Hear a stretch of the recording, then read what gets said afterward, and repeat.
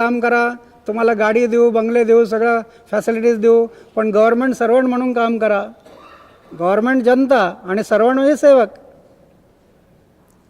राष्ट्रपतीने पाठवले हे सगळे अधिकारी सेवक. लोकप्रतिनिधी म्हणून आमचे विश्वस्त पाठवलेले हे जनतेचे सेवक, मालक जनता. चित्र काय आज? जे सेवक आहेत ते झालेत मालक आणि जे मालक आहेत ते झाले सेवक. ही स्थिती बदलण्यासाठी हे कायदे करणं आवश्यक होतं. The legislation first caught the imagination of the urban middle class, especially of Pune. Hailed as the Oxford of the East, Pune has a great tradition not only of intellectual activities but also has an impressive number of civic activists keeping the government and its public bodies on their toes. Today, it is a trait common to citizens from all strata and age groups. What is noteworthy is that most of the information seekers under the RTI Act are ordinary citizens. Madhuri Barge, who lives in Pune and is a lecturer at a pharmacy college in Chinchwad, a suburb 20 kilometers from her home, took up the issue of bad conditions of roads. Pharmacy कॉलेजवर lecturer आहे, पुण्यात राहते आणि चिंचवडला job करते. पण रोडवरची जी condition पाहून वाटलं की याच्याबद्दल कोणाला तरी विचारावं. इंडियन एक्सप्रेसमध्ये एक आर्टिकल आलं होतं ज्यात त्यांनी सांगितलं माहितीच्या अधिकाराने तुम्ही हे विचारू शकाल. त्यांनी एक फॉर्मॅट दिला होता. त्या फॉर्मॅटच्या अंडर माझा जो रोड आहे त्या रोडबद्दल मी इन्फॉर्मेशन विचारली. रिस्पॉन्स ठीक होता पब्लिक इन्फॉर्मेशन ऑफिसरचा. 15 दिवसामध्ये मला माझ्या पहिल्या रोडची इन्फॉर्मेशन मिळाली. मी 2 रोडबद्दल विचारलं होतं. त्यांनी सांगितलं दुसऱ्या रोडची इन्फॉर्मेशन सध्या तरी आमच्याकडे नाही आहे, 15 दिवसांनी आम्ही तुम्हाला पाठवू म्हणून. 15 दिवसांनी त्या रोडची पण इन्फॉर्मेशन आली. इन्फॉर्मेशन देण्याचा जरी त्यांचा रिस्पॉन्स चांगला असला तरी ज्या टाईपमध्ये त्यांनी इन्फॉर्मेशन दिली आहे ती अजून डिटेलमध्ये दिलेली नाही आहे. म्हणजे समाधानकारक नाही म्हणता येणार त्याला.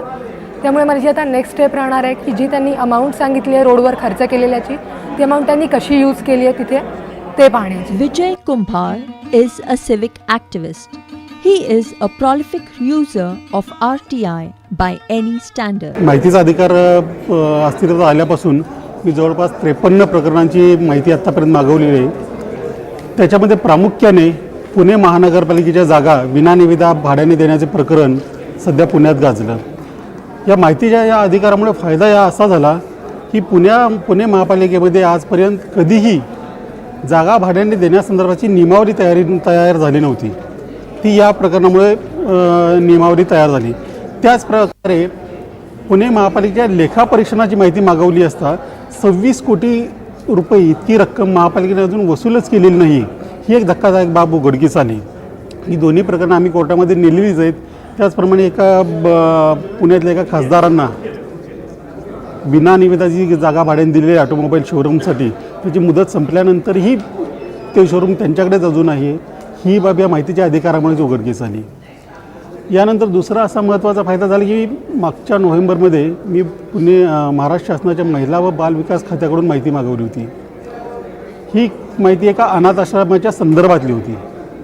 मी एका विशिष्ट विषयाची माहिती मागवतो असं समजल्या दुसऱ्या दिवशी तिथल्या मुलांना नवी ताटं वाट्या चादर त्यांना कपडे दिले गेले. माझ्या दृष्टीने ती सगळ्यात मोठी अचिव्हमेंट आहे. बाकीची धक्कादायक प्रकरणं तर उघडकीस येतीलच, परंतु माहिती मागतंय कोणतरी या भीतीनेही काही सुधारणा व्हाव्या लागल्या. Yes, indeed, somebody's watching is a great deterrent, but the law has to have teeth in the form of checks and balances to be effective. Prakash Kardale, who holds workshops and group meetings to create awareness and educate masses with a missionary zeal, explains. नवीन कायद्यामध्ये जी तत्व या right to information, freedom of information याच्यामध्ये जी जागतिक तत्व जी काही आहेत ती तत्व त्याच्यामध्ये प्रॉमिनंटली असलं असं मला कायदा पाहिजे. ही तत्व कोणती?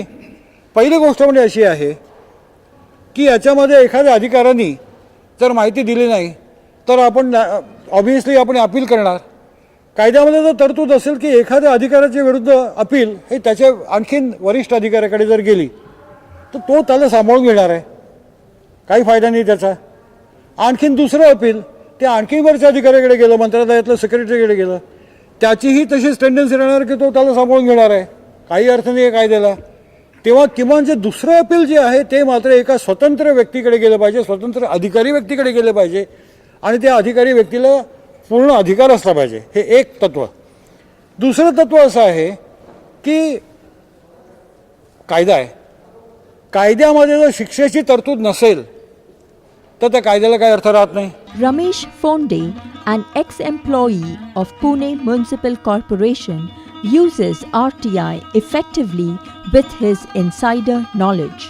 मी पुणे महानगरपालिकेमध्ये 27 वर्ष काम केलेलं आहे. त्याच्यामध्ये 15 वर्ष मी PRO म्हणून काम केलेलं आहे आणि PRO म्हणून काम केलं असल्यामुळे मला तिथला संपूर्ण कारभार माहिती आहे. तिथला भ्रष्ट कारभार मी जवळून पाहिला असल्यामुळे ह्या माहितीच्या अधिकारान्वये मी माहिती घेतो आहे. 99ला रिटायर झाल्यानंतर मी हे काम करतो आहे. माहितीचा अधिकार हा अतिशय उत्तम असा आहे, सामान्य माणसाचे प्रश्न सोडवण्यासाठी उपयुक्त आहे.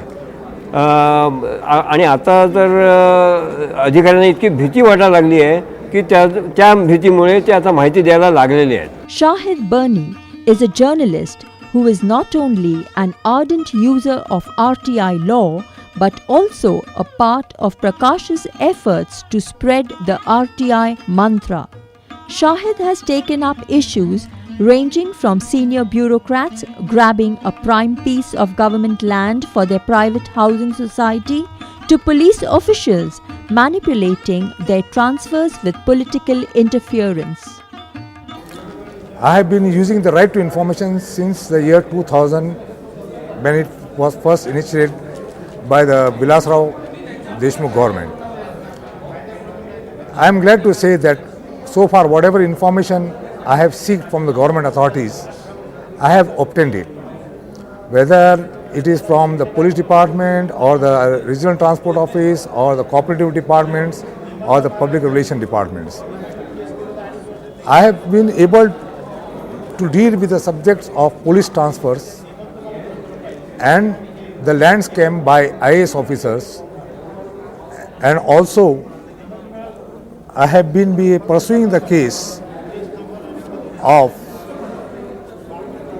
a police station, Loni Kalpur police station, in which I wanted to know the source of funds for setting up these police stations. In most of the cases, or practically all the cases, I have got the information.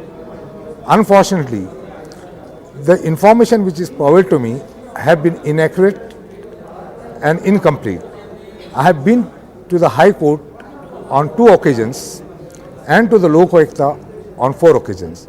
So far, I have pursued more than 76 MRTI cases.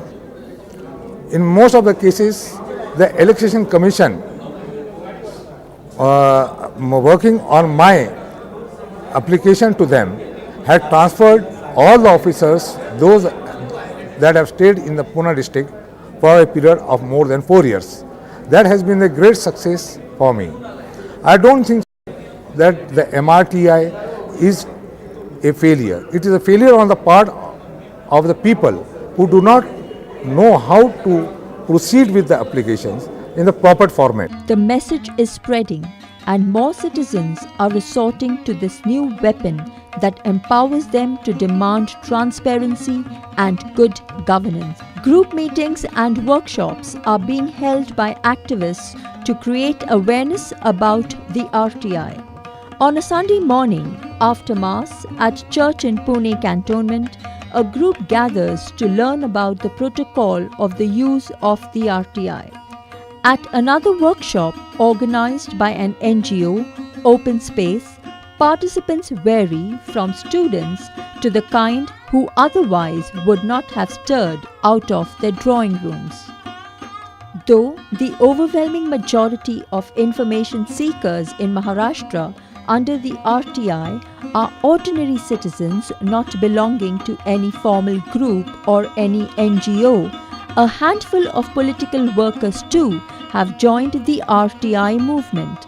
Sandeep Khardekar, a youth leader, clearly says how RTI can be effectively used. समाजामध्ये विविध स्तरावर काम करत असताना Indian एक्सप्रेसचे निवासी संपादक मान्य प्रकाश कर्दळे यांनी मला सर्वप्रथम माहितीचा अधिकार अधिनियमची माहिती करून दिली आणि मग त्यांनी त्याद्वारे असं लक्षात आलं की पुणे महानगरपालिका किंवा पुणे शहरामधल्या विविध खात्यांमध्ये होणारे भ्रष्टाचाराचे प्रकरण जर थांबवायचे असतील, सर्वसामान्य माणसांसाठी नेमकं काय केलं जातं याची योग्य माहिती जर घ्यायची असेल तर त्यासाठी या अधिकाराचा वापर केला पाहिजे. त्यानंतर मी विविध स्तरांवरती महापालिकेच्या विविध भ्रष्टाचाराच्या प्रकरणांमध्ये महापालिकेचे नगरसेवक जनतेचे पैसे कशा पद्धतीने उडवतात व परदेशवाऱ्या करतात त्याबाबत असे विविध प्रश्न विचारले आणि मला आनंद वाटतो की अधिकाराचा योग्य वापर केल्यानंतर प्रत्येक बाबतीची माहिती ही पूर्णपणाने मिळाली. याचा सगळ्यात मोठा फायदा असा झाला की कोणीतरी आपल्यावरती डोळा ठेवून आहे, कोणाला तरी नेमकी माहिती मिळते की आपण काय करतोय आणि यामुळे या गोष्टींना आळा बसला. It is inevitable that RTI gets equated with eradication of corruption. But is that the sole aim of this powerful tool? Anna explains. या कायद्यामुळं एक तर भ्रष्टाचाराला मोठ्या प्रमाणावर आळा बसेल हे कोणालाही नाकारता येणार नाही, पण स्वच्छ शासन